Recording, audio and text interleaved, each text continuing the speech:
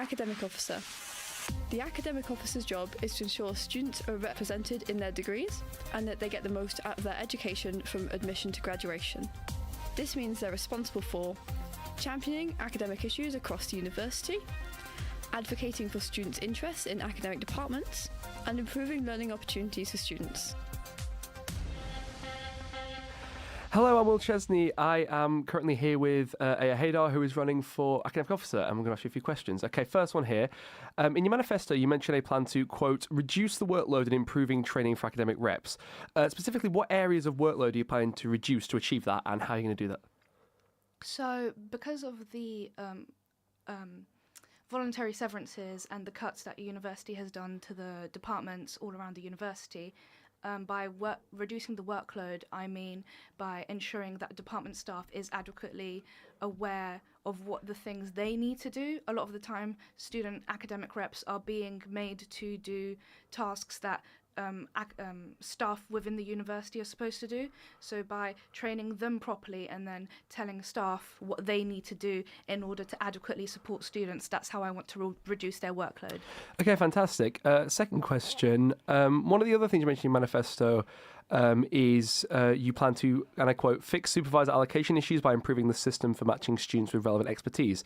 How do you plan on improving that system? So the issue of that system is that a lot of the time departments are rushing in order to create those supervisor allocations. Yep. So by forcing departments to actually discuss and solidify what students are going to be basing their dissertation on, they're able to spend the summer before third year to allocate those supervisors. So then they have the entire summer to actually do that instead of a couple weeks.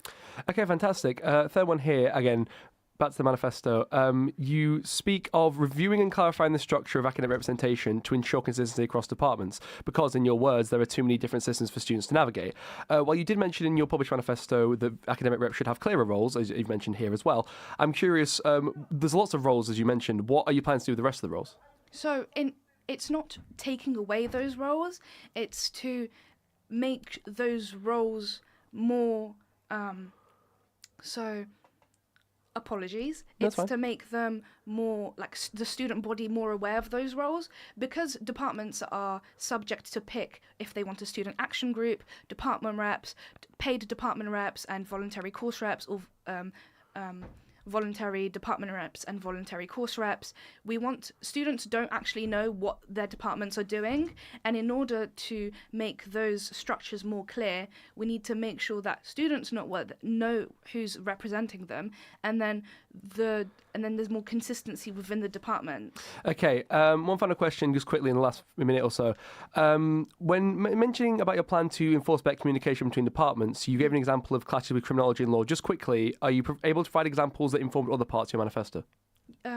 What exactly part of the manifesto? Any part, like you mentioned that as an example of a clash that inspired you there. Can you talk to any other incidents that may have inspired other parts of your manifesto? So I can't talk for other department clashes, but I can give you a very specific example that's happening right now. Yeah. Within my department, students are having to submit their dissertation and coursework for another module on the exact same day. Okay. That's 11,000 words.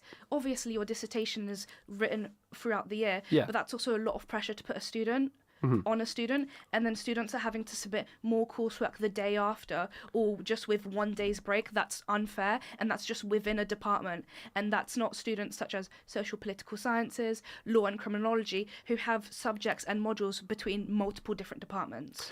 Okay. Finally, just quickly, because we've only got about 50 seconds left. A lot of your opponents have made sort of quite direct and statistical promises in your manifestos and marketing. You've sort of gone for phrases such as fixing, clarifying, slightly, if you don't mind my saying, vaguer. Quickly, why is that, would you say? That's because I'm not in the academic officer role. I'm not exactly sure. I cannot make promises for students. I'm not here to lie to you and tell you I can do this, this, and that. If I'm elected for the role, I will try my hardest to ensure that improvements are made, but I cannot promise you specific improvements because I don't know what's within my scope of the role.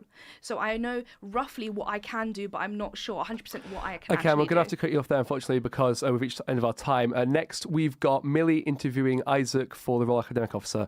Thank you so much. Thank you. Academic officer. The academic officer's job is to